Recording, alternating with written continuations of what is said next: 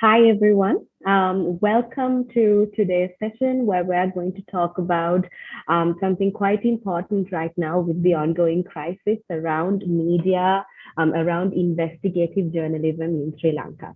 My name is Anuki Premachandra. I am the Senior Communications Officer at IREC Sri Lanka, and I will be moderating today's panel. Please let us know if there are any issues with sound and audibility. If you do hear some sniffles throughout the session, that's going to be from me.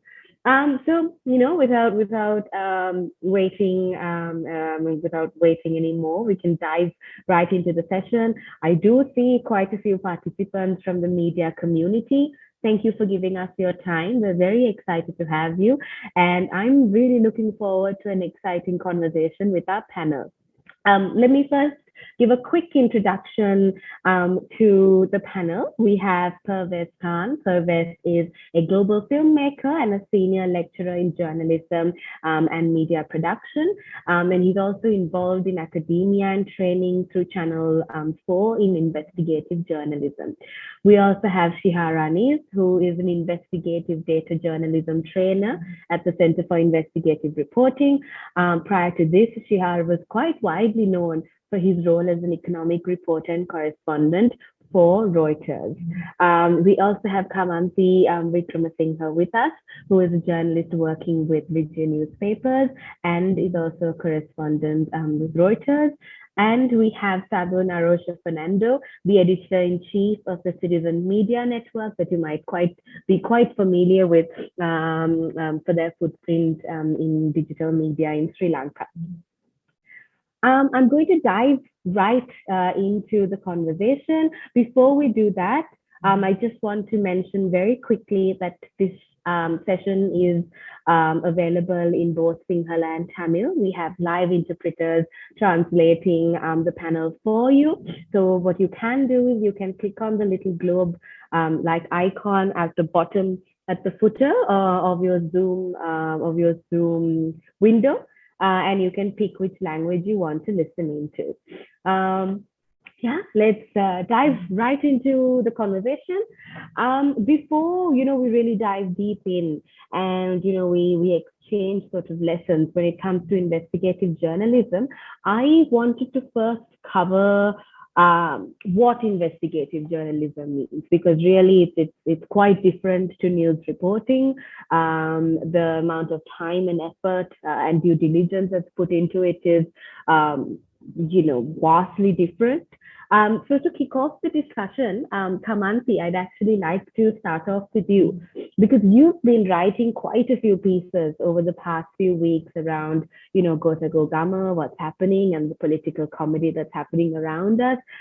Can you tell us, as a journalist, who's been engaged in this for years now, what is investigative journalism to you, and why is that different sort of from conventional journalism? Thank you, Anuki. Good afternoon, ladies and gentlemen. I'd like to thank Hashtag Generation for having me on this panel.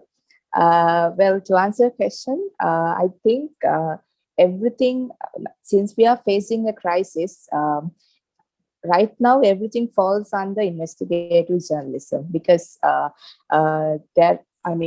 if you take conventional journalism, we always know that there's a great deal of sensationalism, and there's a lot of misinformation, etc., that is always in social media. So from the periphery, if I give a very simple definition, it's something that is more in-depth and which is more fact-based, more statistics-based, and it has a lot to do with selecting the sources, to building the trust among sources, etc. But if I put it in context, since we are now facing a crisis, and because if you take the Goldface protest, for example, all these protests got organized via social media, via WhatsApp.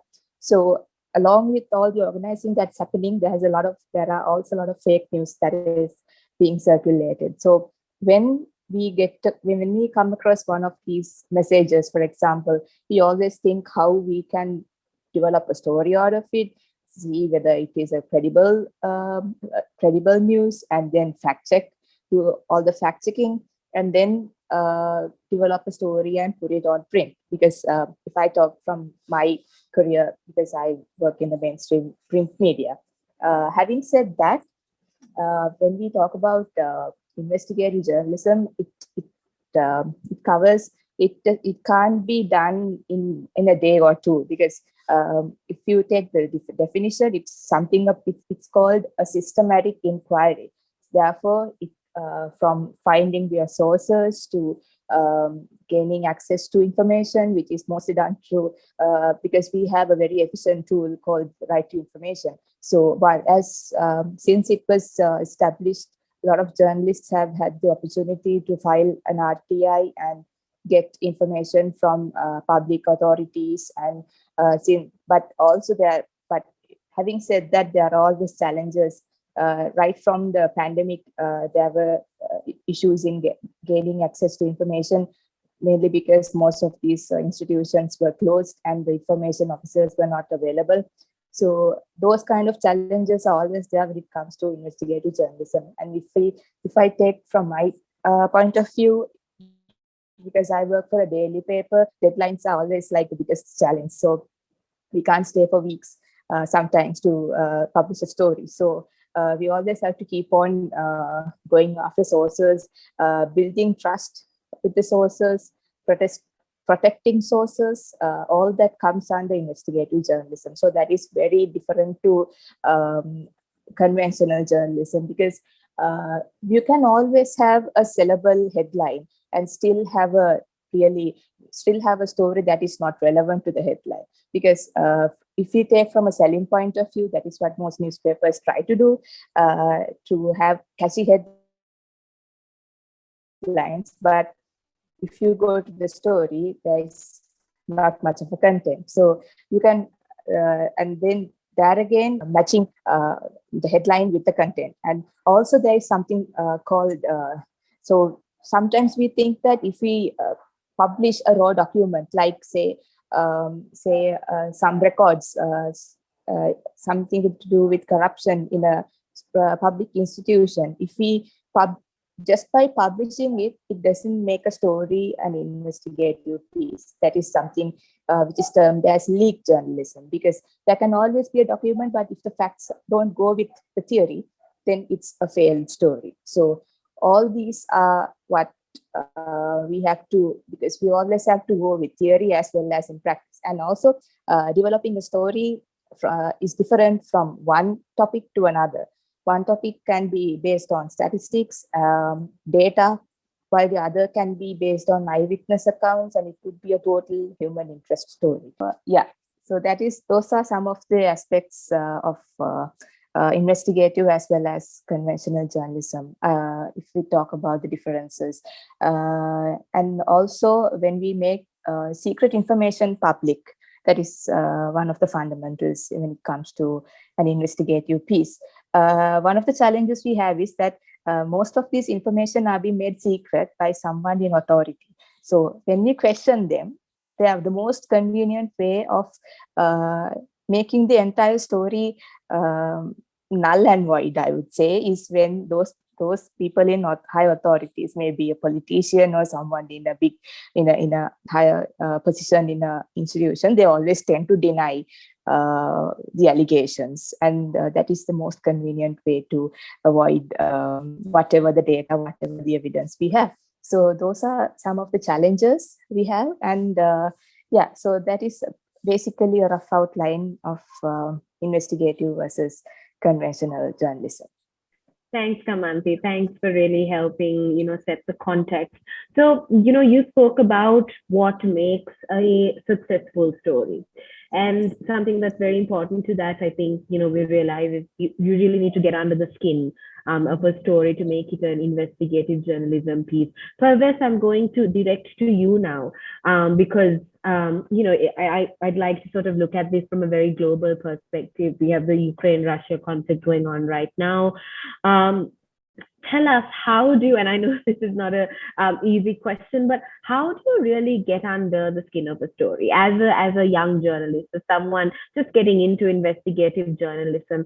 what sort of advice would you give a peer or a fellow journalist when it comes to identifying what makes a good story, identifying the kind of due diligence that needs to go into an investigative journalism piece? Um, good afternoon, everybody, from the other side of the world. Thank you for first of all, having me. And Kamanthi did a really detailed explanation of kind of the basics of investigative journalism. I think maybe I'll kind of begin by telling from my perspective what sets apart investigative journalism as opposed to, let's say, conventional journalism or news reporting, daily news reporting. And it's the reason why I've been kind of conducting investigative journalism, teaching investigative journalism, and talking about investigative journalism like I am today for the past 2 decades. But yeah, for me, investigative journalism begins at the point when conventional journalism stops. So we turn up to, let's say, the scene of the crime once the dust has settled, really. So we turn up once the news pack, the conventional journalists, the daily journalists have left the scene, as it were. The main reason for investigative journalism is we look at the why rather than just the what. And the reason why is we want to get much further, much deeper into a story. And although normal journalism, conventional journalism, ideally wants to hold power to account, conventional journalism, essentially what it does, it shines a light on an issue. Whilst investigative journalism actively tries to agitate change. And I think I use the word agitate for a very specific reason, because we can't ever create change ourselves, but we can certainly poke a stick and try to move things or move the public dial's opinion or the conventional thinking to create ultimately create change, really. And as an investigative journalism, that's what we always want to do. I always say, if I can, with a particular story, if I can change one person's life, effectively you've done your job, really. Now for a new journalist, and I have new journalists who I teach every year. The first thing I always say to them is, you need to first of all find a story that is not just newsworthy, but also resonates with your viewer, really. And also, how can you tell that story? So I think there's a few kind of areas that I would put down as the checklist, really. First is originality. The story has to be new. It has to either be new or it has to be new to a new audience. So you're telling a story that already exists within, let's say, one geographical area, say in South Asia, but you want to open up that story to the rest of the world. It has to be viable. So we always want to do the best stories out there, but if we can't achieve them within the time, the budget we have, and the logistical capacity we have, whether it's equipment, whether it's kind of manpower, or whether it's experience, we have to be realistic with ourselves. What can we achieve? So it has to be new, something new, an untold story, or a new angle to an existing story, something that is original. The next thing it has to have is it has to have an ability to resonate with a wide audience. So it has to be popular. As investigative journalists, being popular isn't necessarily high on our list, but ultimately we want as many people to see or read what we produce, all the work we do. As Kamanthi has mentioned earlier, investigative journalism is something that takes more than a day, certainly most of the time, and that's a lot of work that we put in over months, over years, and if no one's going to see it, or very few people are going to see it, what is the point, really? We kind of fail in that duty of care that we have, or that kind of that final hurdle that we need to cross. So it has to be popular, and also does it connect to a situation or in a a certain event that potentially will lift its kind of profile, shall we say. So he has to be original, he has to be viable, he has to be popular, and he has to be new. And I always say is you have to ask yourself is, why should the audience care, really? And really ask that from the audience point of view. Obviously, we all have our own biases, we all have our own preferences, and sometimes we need to put them aside and think, actually, but what does the viewer want? What does the audience want? Will they care about my story? Or what part of that aspect of that story do they care about? Thanks, Pervez. I think that was quite a checklist as well for us to make note of, to look at originality, viability, and I think more importantly, to look at what your audience wants to read, because that I think is very critical when it comes to selling any piece, really, and especially pieces like this. Shihar, I'm going to come to you next. But before I do that, to everybody listening in, please think of questions that you might have. You can put it in the chat box, or you can message me directly and I can direct it to the panelists. So Shihar, you've been in the media field for decades here, and you've been a foreign correspondent too. And Sri Lanka has seen quite a bit of crisis, in the past few decades. This is sort of like a personal question to you. How do you identify a good story, and how do you kind of assess how it can be investigated? Okay. Thank you, Anuki, and thank you for having me in this panel. Well, the interest comes from public interest, right? So, Shihar, I'm just going to cut you in. Just if you can be a little bit louder. Sorry. Can you hear me now? Can you hear me now? Okay. Much better. Fine. So basically, I always ask myself whether this piece of information will have any impact on the public. That's my main thing I always consider before I do a story. Whether public are interested in this, or whether it will have an impact on public. Basically, whether it will change anything, right? That's the first point I always consider before do any stories, any investigative stories, right? Now, academically, I would say in addition to what Kamanthi and Pervez said, we always said that there should be three key differences between the conventional journalism and IJ or investigative journalism. First, there should be an outcome. When you do a story, there should be an outcome, because you are revealing something new. As Fabrice said, we are revealing something new, so there should be an outcome once it's published or once it's aired. Second, it's a research based. It's not something you just take some quotes and it's not voice cut journalism anymore, right? It's all about in-depth research-based stories, right? And the third one is about sources, right? It's not something you talk to one source, name him, and put the story. You talk to several sources, but you will not reveal all the sources. You will go for documents, you will go for evidences, you will go for a proof, right? So with these three, I always consider the public interest. Okay, if I do this story, will there be changes? And what kind of impact it could have on the public life, right?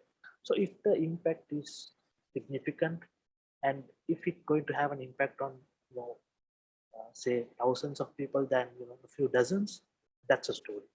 You should pursue that story by any way. You should take the risk, and there are some ethical issues when you follow the story, but the decision comes from how much impact you could make in the public life. Thanks, yeah. So I have, now we've spoken about the importance of audience targeting. Really, I think it's also important if that kind of research and work is going into a piece, like you said, to have outcomes laid out. Pervez, and we've had a chat about this previously as well. is there really something like a checklist that journalists can follow when it comes to writing a piece? I think just in the first 20 minutes of this chat, there are quite a few things we spoke about that, already makes for a checklist. But, when you teach your students about investigative journalism, is there really some sort of checklist that you provide them with? Because, I'd really like to discuss that. In terms of when it comes to actually writing, I think you need to, I have a personal checklist.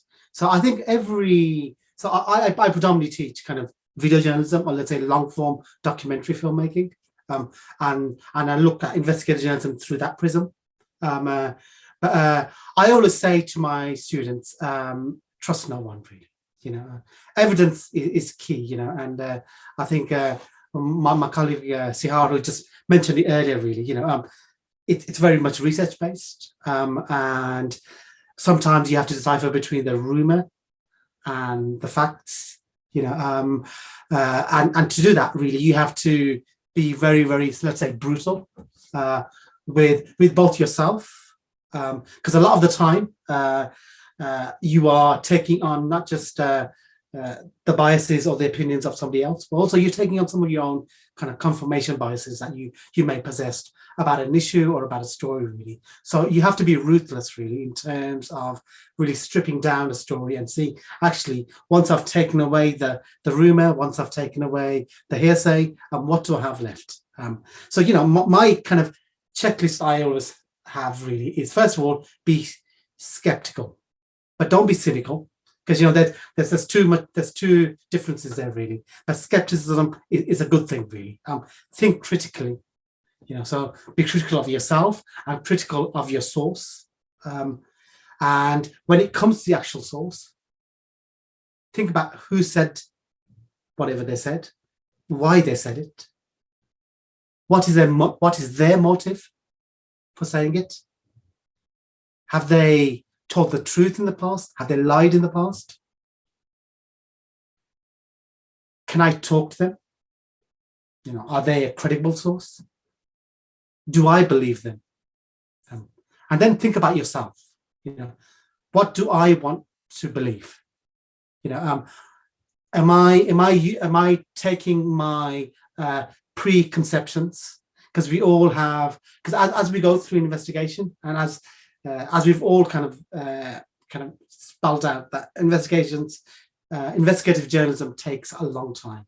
It can take anything from months to years, and in that time, sometimes we get so stuck in a rut, or we get such tunnel vision. And I get that with my students all the time. Really, they want to believe a story, and sometimes the facts don't actually fit the agenda or the kind of direction we want to go in. So you have to ask yourself, do I want to believe this? And as a result, I'm kind of my radar for finding the truth is kind of slightly skewed.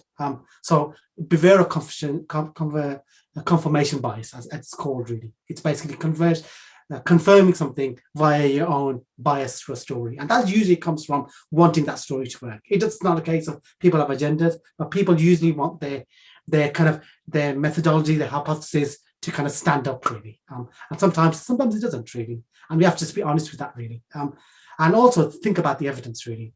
What evidence is there that I can put, that I can cross-reference with my sources?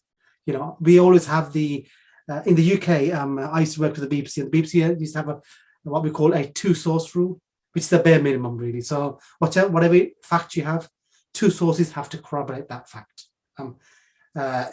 Investigative journalism, sometimes we go further. We say three sources, and I've worked with journalists who have four-source rule, which can be quite difficult sometimes, really, to achieve. But certainly a two-source rule is a bare minimum, really. If you have a fact, make sure it's corroborated by two people at least. But really, I think is when you talk to a source, think of it from their point of view. Think of it from why are they telling you what they're telling you, and do you believe what they're telling you, and or are you simply confirming what you want to believe? So I think it's a case of, do you believe them, and also do you believe yourself believing them, if that makes sense. Thanks, Pervez. Thanks, Pervez. Sandun, I'm going to come to you about this next question.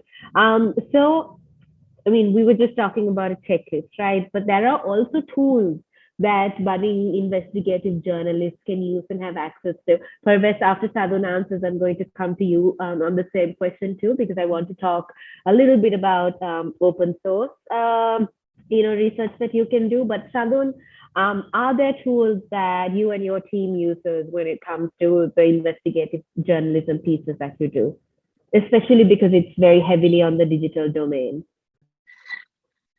Yes, Anuki, and please bear with me. I'm a little late to the session. Something came up very urgently. Yes.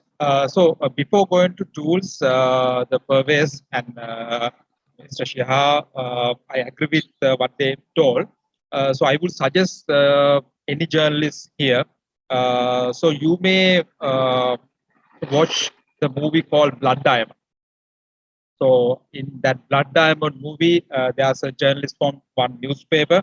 So how she struggled to find the source, and as the Pervez told, she got some very primary source, but she's not stopping at there. So she's going to dig in that source and find out the things around that. And watch that movie, please, if you are very keen into this investigation journalism. So that movie has all the ideas what Pervez and Shihar and everyone is talking about. And I will come to the my question. So I will share one link on the chat box.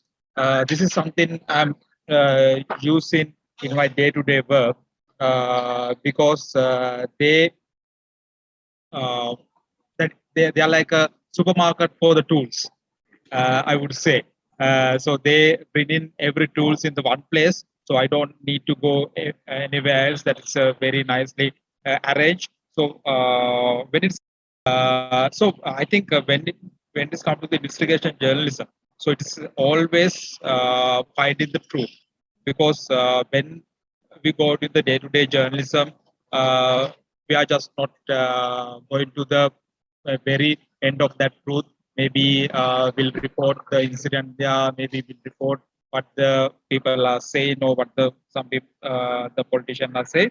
But when it needs to come to the investigation journalism, everything you are reporting, you have to verify, you have to fact check every piece of information you are putting that out. So it is always useful using this tool because you get some handy tools there. Uh, the things we can verify in the online. So I will give one example. So we are using some tool called we are calling this one uh, advertising analysis. So we are digging the websites, some AdSense code and some Google Analytic code, and we are finding some links through the website. Why we are doing this? Because when it's come to the some of the stories, we have seen, because we are into this fact check thing. So we have seen there's some agenda going around in every cases. So let's take as example the sugar scam. So if sugar scam come into the round, so we can see some unpopular, some alternative, some third-party website is putting up some stories. So that's a part of agenda. So maybe if you digging deep into those articles with those websites, you may find out some end or some link who is behind this so-called agenda. So if you come up with some name, then you can link with them, you can map with them with this scam, and you may find very nice thing. And I think my time is going up, Anug, right? Yeah. So so we are very happy to help in this case because we have some handful experience on that one. And please use these tools. If you have anything, we are happy to help. Thanks, Sandun. And I think the link that you provided will also be helpful. Pervez, very quickly before I move into round two of the session, can you tell us a little bit about the open source research techniques also that are available? Okay, so I think Arosh has come up with some really good, really useful information there, really. And I know Arosh now for about a year now. So yeah, and I know some of the stories he's kind of talking about. But yeah, I'd kind of follow up just to kind of add kind of a little kind of a background context to open source. So when I first began in the industry, kind of many years ago, open source journalism wasn't around really. The internet was in its infancy, and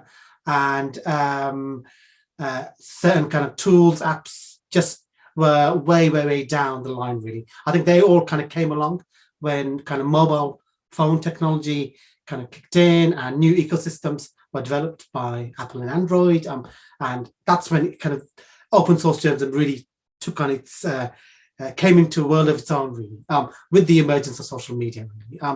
But I always say really, because so open source journalism has probably been the biggest disruptor in investigative journalism research this in this century really. The techniques have kind of allowed us now to do potentially very in-depth investigations from our office, from our bedroom, from our living room, sitting on the train. You can pretty much do a story around the world from wherever you are really, potentially using open source. And there's some great examples of this. You've got in the UK, you have an organization called Bellingcat, who and they'd be a great one to check out really. They do open source research investigations. They did things into the Malaysian plane bombing, which happened a few years ago. They've found lots of information certainly around Ukraine, and the Russian invasion of Ukraine. They've geolocated what's called battalions, etc. They've done some amazing work really. But Bellingcat, potentially what they have is they have a Bellingcat a toolkit, which is available on their website. I believe it's bellingcat.com. But certainly people can find that for themselves. And that toolkit has both kind of role play exercises where you can practice open source journalism. You can do geolocation, which is something that's I think is potentially the strongest part of open source journalism, because geolocation does something that we as normal conventional journalists with conventional tools can't do really, i.e. Look over a geographical space that's thousands of miles away within seconds really, and look at very new satellite imagery of that really. So geolocation is really good. So Bellingcat is definitely one area you can potentially look at. Another particularly really interesting tool, and I'll put it into the chat window, is the OSNIT framework, which is produced by a very competent and a very enthusiastic open source journalist really, and it's basically have a look at it, but it basically collates all the open source tools out there right now really, and it puts it all into one place. Some of them may be slightly old now because this was produced a few years ago, but it's very interactive. But you can literally you can go through this and list through, and maybe you want to find people or you want to find an email address, and it gives you all the tools there in one place potentially to find it really. But I always say when it comes to open source, it's great, and I think it's a great for certain things, for like geolocation. I think it's great for potentially reading into company accounts. It's great because you can get all the information online. But I think one thing we have to always remember as new journalists, as young journalists, is we use open source on our smartphone really, but one thing we forget about smartphones is that it's a phone really, i.e. it's something that we can actually connect with people really, and ultimately people are always the best shortcut to finding new information really, because Because when something is on the internet, it's already there, really. People can access it, really. The information, the first-hand information from an individual is something that sits within that individual until somebody actually goes and bothers to find it out, really. So I always have this rule, really, and I kind of try to drum it into my my students all the time. It works sometimes it doesn't. But I always say to them is when you want to connect with somebody, when you want to find information, don't talk to that person. Don't do the first thing, which is go to social media. I say go the other way, really. So I always say try to first of all find out if you can speak to the person in person, face to face. And I will say face to face is better than on the phone. If not, then on the phone is better than through an email. If not through an email, through a phone, then email is better than social media. And finally, social media is potentially better than nothing. So I always say go the other way, really.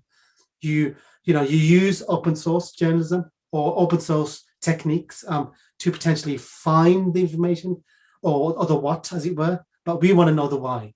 And for the why, we need to pick up the phone and call people, really. So open source has to be used hand in hand with, say, conventional tools, really. Because it's where the conventional tools are where essentially the reading between the lines lies, really. The kind of that nugget, that kind of that smoking gun, as it may be. That's where you're going to find it, potentially not from open source.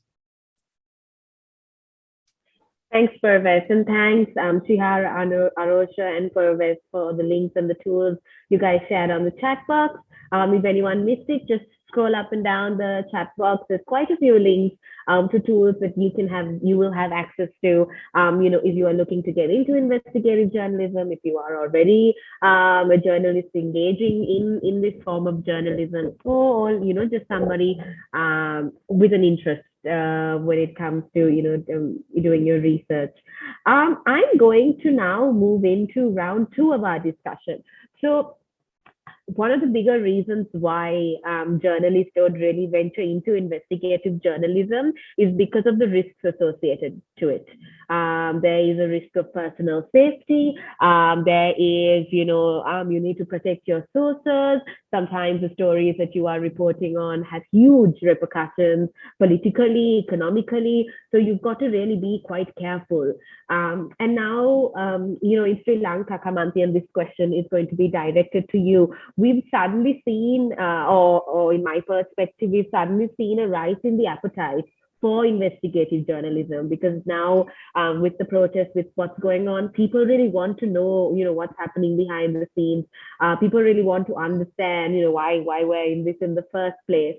But for years, and I've heard, senior journalists mention this all the time, we've really had a lack of investigative journalists because there is a lack of funding for the same, because it's not like writing a news story, right? The time taken is much more different and longer, and it requires a certain amount of funding. How do you think, as someone who's been engaging in this for quite a while, how do you think we could improve the processes inside existing newsrooms? Because I see quite a few senior journalists on this chat as well, and I think it would be helpful to talk about how our newsrooms can change so we create enthusiasm for journalists to become investigative reporters. Yeah, so as you all know, with prevailing economic crisis, I think one of the first things that could be done is to establish right to information desks, because institutions like the Press Institute is already, Sri Lanka Press Institute is already conducting trainings for amateurs, for those interested in joining the media industry, and they already have a college of journalism and there are a lot of youngsters who have as you said, an appetite for journalism. So they could be trained as a first step. So once they are being trained by the Press Institute, they could be absorbed to newsrooms. And these desks, so they can be trained on how to apply an RTI, and they can be listed. All the different public institutions could be made. A database could be made out of all these public institutions, and they could be trained on how to file, from everything from filing an RTI to following it up to appealing and all that. and then once they obtain the information, they can be taught how to develop their story based on the initial findings. But their story doesn't end there, because in my point of view, no story is complete until you go to the field. So at this point, there is due to the fuel crisis, we are not. From a personal point of view, we are unable to go out station and do a lot of field work. But in order to get a balanced view, an unbiased, impartial story, you always need to go out and conduct interviews, etc. So newsrooms will have to allocate their budgets in such a way that there is so always this the new trainees could be incentivized, or there could be interns, so they could be then they will have a feel of how the RTI process works, and if they are interested, they could be absorbed into the paper for other editorial departments. And also newsrooms can also encourage journalists to apply for grants. That is one of the ways in which a journalist can directly get some finances to do a story. There are a lot of grants available if you do a little bit of Googling, and there are most of them, but you also need to check on the credibility of the organization issuing the grant. For example, there is this, if anybody is interested in earth environment related articles, and if they want to dig deeper into investigate into the environment related environment destruction, etc., they can try the Earth Journalism Network, for example. They are always providing grants for journalists in Asia and the Asia Pacific region. And also, we also need to encourage more youth to get involved in mainly print media journalism, because we see a growing decline. I think that is because many think that print media is a little old school. I don't know. So we are also moving into new avenues like social media, doing short documentaries, short video clips, so they can try their hands on new media. And an investigative piece doesn't always have to be an article. It can be a documentary, or it can be a short video clip, anything. So they could be trained on all these new avenues, and then newsrooms can maintain blogs on the investigative pieces that they do, and they can maintain a digital archive which can be accessed, and these have a bigger scope, because then international journalists can also access those information. So there are a lot of ways in which newsrooms can think anew to adapt to the situation and attract more youngsters. Not to discriminate the seniors, but we are always looking up to them as role models. But in moving forward, we would like to see fresh blood in newsrooms. So these are some of my suggestions. Thanks, Kamanthi. I'm going to make a little plug here as well. I was asked to mention this towards the end of our session, but because we're talking about funding, I thought I'll bring this up. IRIX is also doing a program called Spotlight, where we're looking to fund a team of senior journalists to work on a investigative piece. And this grant that we give them will also provide training in addition to helping them do their piece. So that's a little plug about the program. I'll put this in the comment box, in the chat box, so that you guys have access to that. Thanks, Kamanthi, really. And I think it was interesting because you mentioned how anyway the medium is changing, right? Print is kind of, now in Sri Lanka, papers have cut down on their pages also because we don't have paper. So the medium is changing. It changed with COVID, and now obviously with our crisis, it's continuing to change. And consumption patterns, people are on their phones, they consume their news on their phones. Shihar, I'm going to direct this question to you. So be it video, be it an article, be it any way you want to report on the piece, protecting your sources become very important. Especially depending on the kind of story you're writing. Sometimes you need to review sources to add to the credibility of the story, but you find yourself in this match where there's ethics that you need to consider versus credibility. If it was up to you, how would you navigate a situation of this sort? Okay, Anuki, when it comes to sources, it's very very important to protect them, right?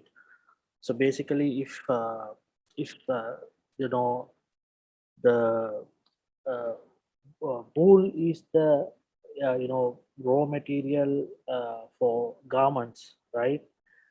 And you have to invest on that.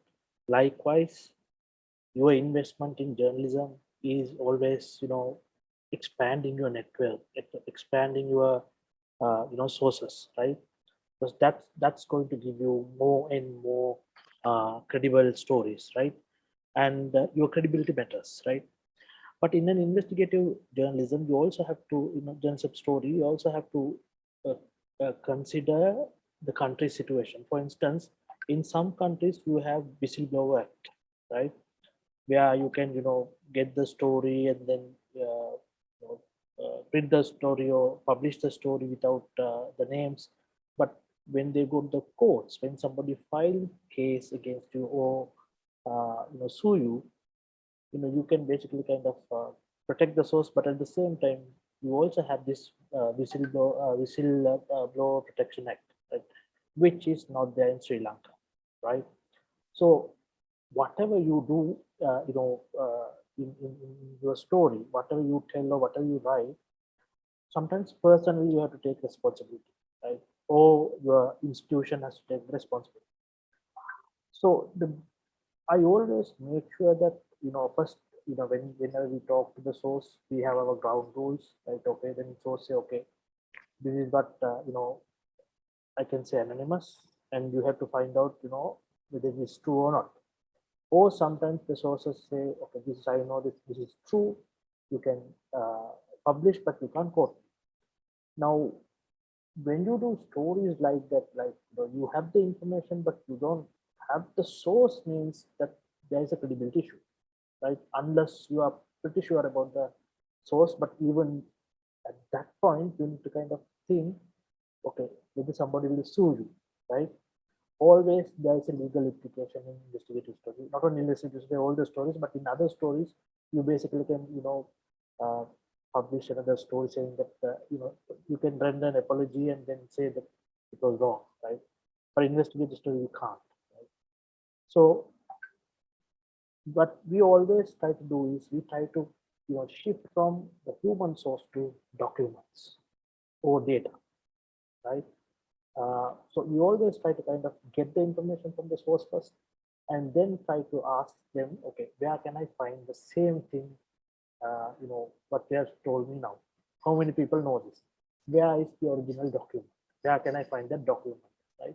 So we, I, as Kamanthi correctly said, it takes time. Investigative journalism is not an overnight story. It takes, I have done stories for 14 months, one story, 14 months, that kind of story, and it has always won me about international award. But the point is, you have to wait until you get credible, strong evidence, right? Sometimes we feel like somebody else will do the story. No, we will still have the credible evidence if you wait for the strong evidence. So basically, you can't reveal your source, means you can't. Sometimes I have seen some reporters, kind of basically say a source close to this deal, or close, who knows about this. We can give a clue about that, but still it kind of gives an idea to the authorities, who this source is. We actually indirectly revealing that source, which should not be done.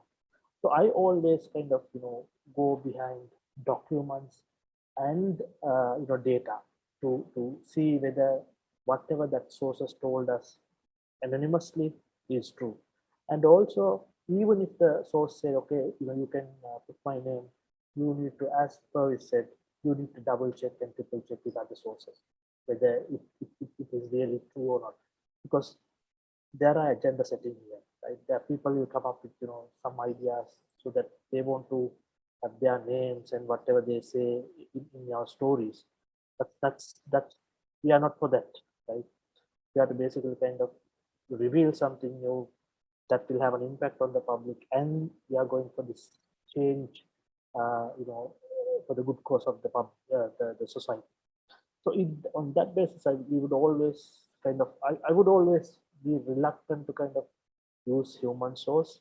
But there are a few things. I mean, there are stories, for instance, like Go to Gogama. Now, those stories are basically kind of, there you will find hardly a lot of evidences, like documental evidences, right? Unless you go into somebody's phones and find the WhatsApp groups, right? That's unethical to hack the phone. But some other stories do have documents where you can go behind the documents and wait sometimes and do the story. When you have only the human source, then I would be a bit reluctant to kind of go with one or two sources, but I would go for more and more and more sources. And there could be a time where you are pretty sure that what the first source had given you is true, until that I won't publish the story. Thanks, Shihar. So, while it is important to protect your sources, and then that comes with, a part of it is also about self-protection. Pervez, I'm going to direct this to you. So a big risk that, investigative journalism, investigative journalists face is the risk to their own safety. And then this is this is seen very widely in the South Asia region, given the kind of, democracies in effect and in function. The situations that you are putting yourself into as a journalist can pose detrimental threats to your safety. How can one as a journalist kind of try to navigate through these unfortunate realities?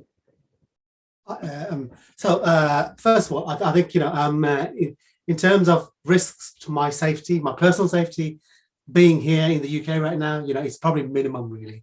So I'm probably the last person speaking from the panel really. But I can tell you from my own experiences of kind of the investigations I've done.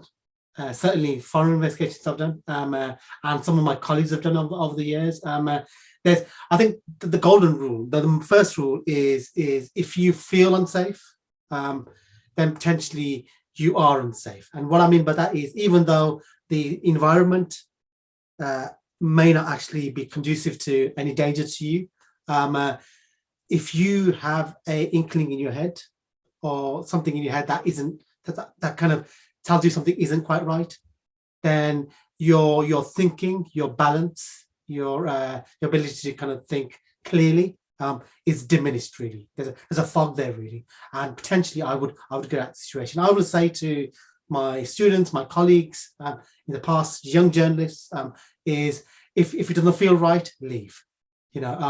And ultimately, we always say, it's only journalism really. And a dead journalist is good to nobody. So we have to remain in action, as it were, to continue the good fight, as to put it in a phrase. So I would say the first thing is, if it doesn't feel right, leave. In any situation, make sure you have a well mapped out risk assessment. So in the UK, we have very stringent regulations around risk and managing risk.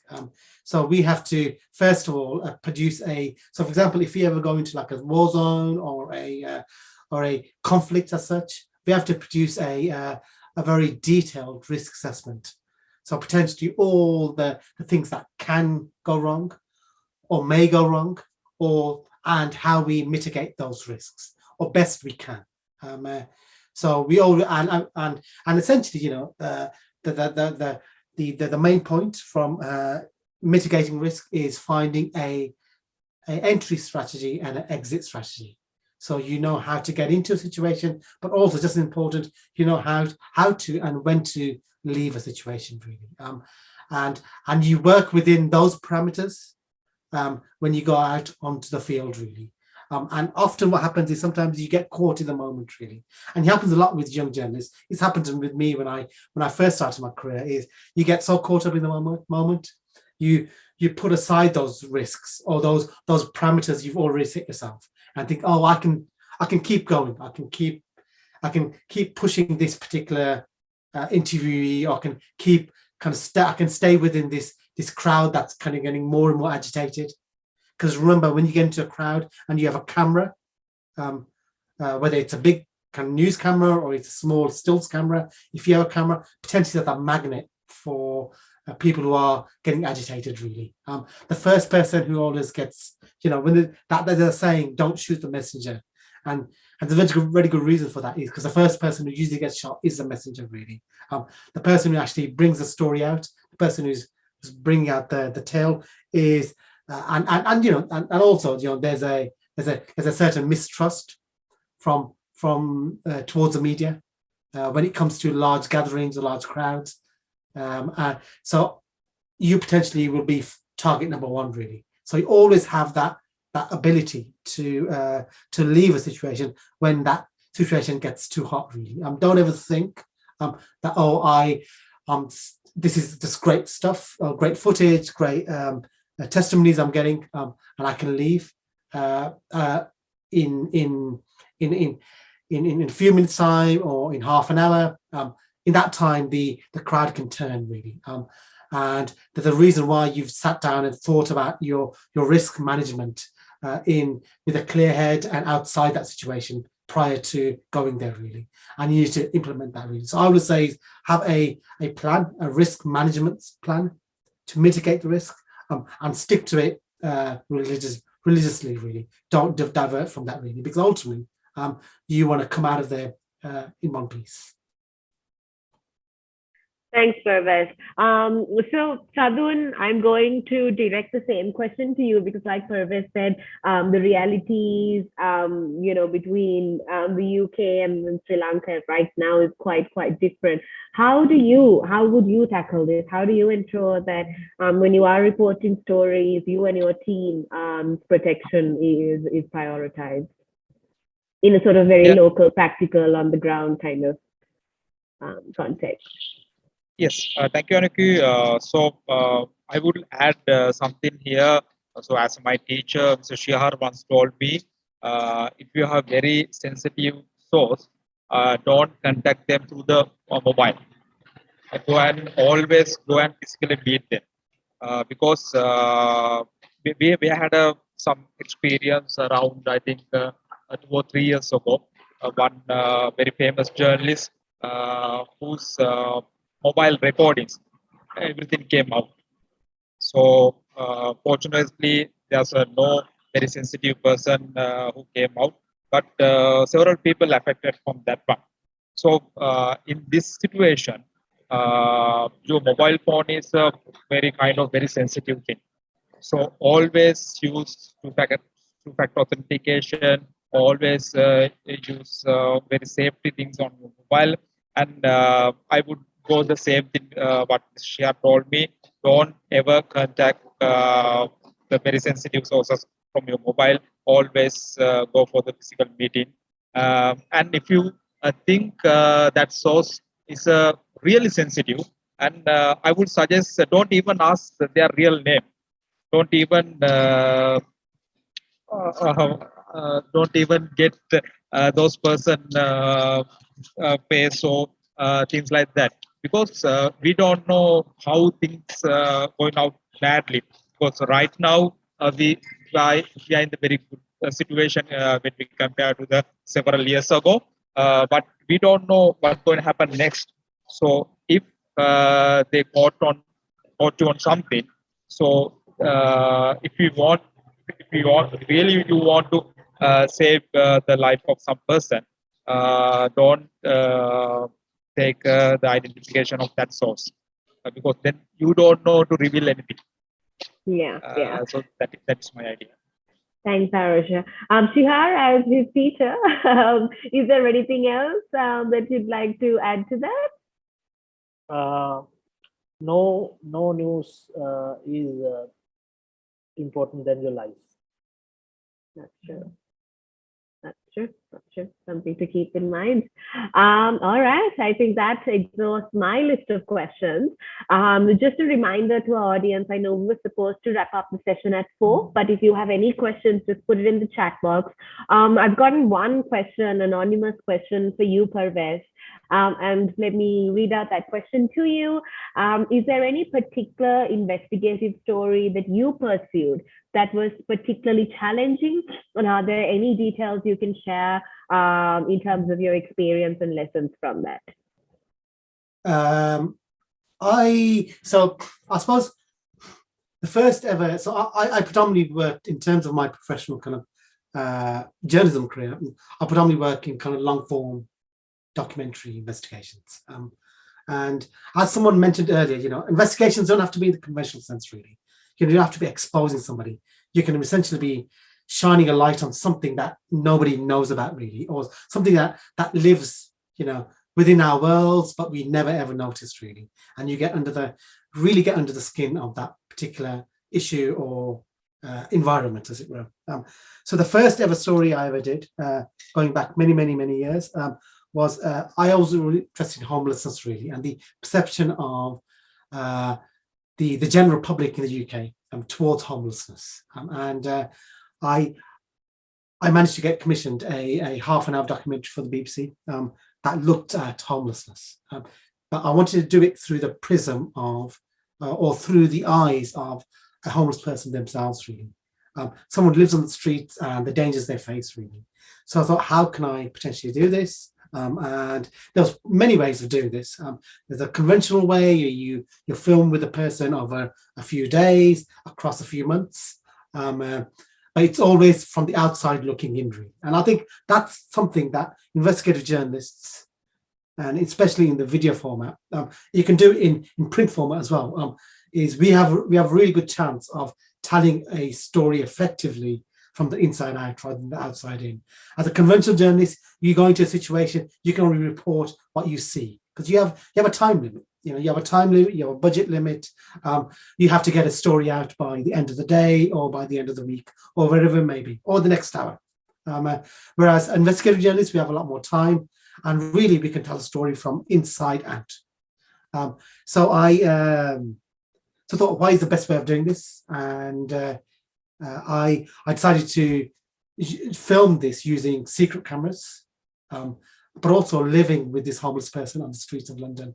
And we lived with him for, I think it was 2 months in the end, which was difficult and quite revealing.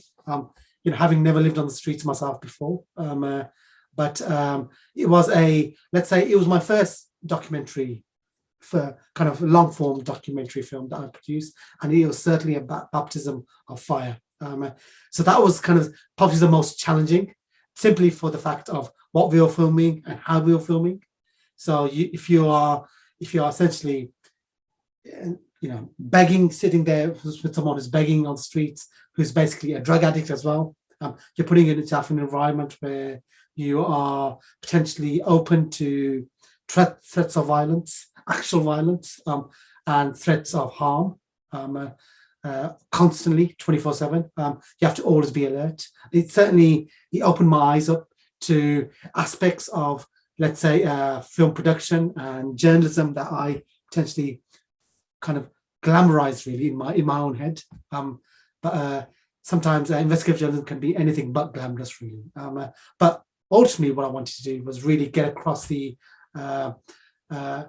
warts and all effects of homelessness on human beings, really. And I think this kind of method, although it's very difficult, it drew up lots of challenges, it actually worked, really. So that was probably the hardest one, really.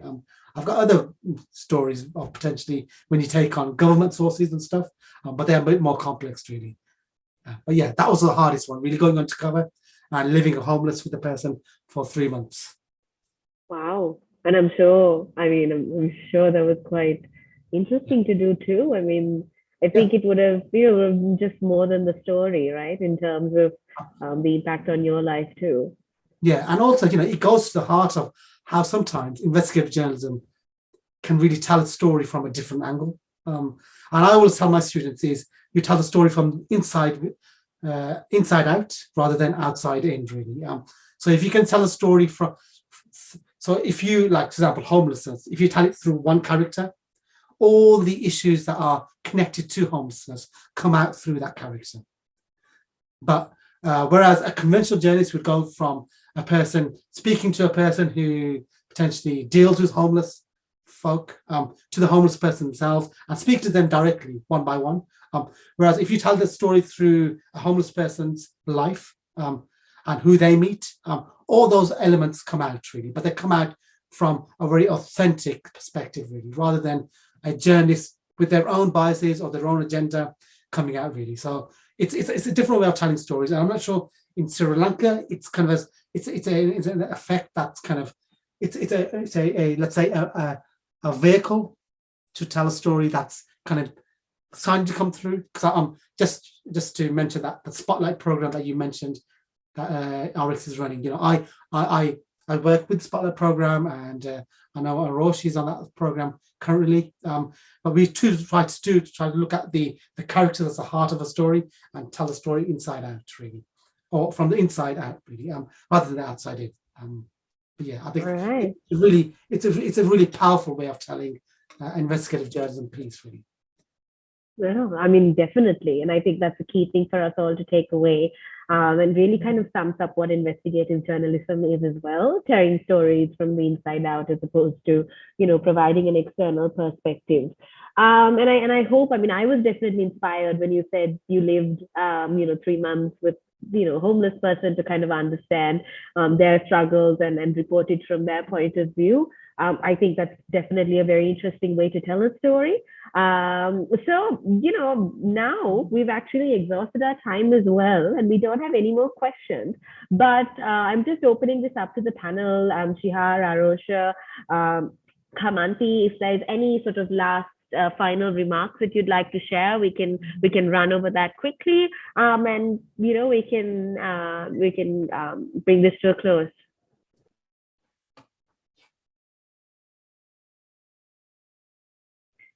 Anything you guys would like to add? Can I just add? I'll just say, I'll give my little kind of ending, kind of last gambit, as it were. I always say, as journalists, we have reputations, for being honest, reliable, trustworthy, duly impartial. Takes years and years to build, but we can undo that in minutes. So always, when it comes to a story, make sure that you are fully confident that that story stands, and your sources stand, and you have fulfilled all the let's say the impartiality mechanisms that are needed. You give the people you're accusing a right to reply. You duly verify the information you've been provided, and also you evaluate your own biases or your own agenda when it comes to a story, really. Sometimes stories, I will say to my students, finally, is you begin with a story, your ideal story, but it never ends that way, really. It's never completely on the opposite side. It's always something somewhere in between, really. Very rarely do we find a story that it hits all the marks that we ideally set out to begin to try to hit. Just be truthful, really, and remember, a story never quite ends up the way you envisage it at the beginning, and that's fine. Yeah. Can I make an observation, Anuki? Sure, please go ahead. Yeah. So the hardest thing I have found with young journalists, in both academically as well as professionally, is making them with an open mind, right? Most of the people approach stories with some sort of either agenda or they have their own idea. So it's very difficult for them to kind of come up with the real story, in an issue, especially when it comes to investigative journalism. So I think I would always, advise journalists to kind of start anything with open mind, right? This is something very, very hard in Sri Lankan context, right? And I have seen a remarkable, improvement when you train fresh A-level kids than mid-career journalists in this, right? Because they come with open mind, whereas journalists have their own knowledge and ideas about certain stories. So this is something very hard in Sri Lankan context. Thanks. Thanks, Shihar. I think we're good to wrap up now. Thank you so much to everyone who tuned in. It was great to see that everyone, I think, consistently stayed and listened to us for an hour. So to everybody who tuned in, thank you so much for your time. Thanks to Hashtag for putting this together and for, facilitating the conversation today. And for you guys, our panel, for really sharing your thoughts and perspectives. I really, really hope that, this session was helpful, and that there is quite a bit for the media community to take away. So before we end, I'd like to just give you a small reminder of our Spotlight program as well. If you are a journalist, looking into doing investigative pieces, we have a program that will provide training and that will help you develop this piece. We've put all the details in the chat box so you can access that as well. But with that, I think we can bring the whole thing to a close. Thank you so much, guys. And thanks for having me, Hashtag.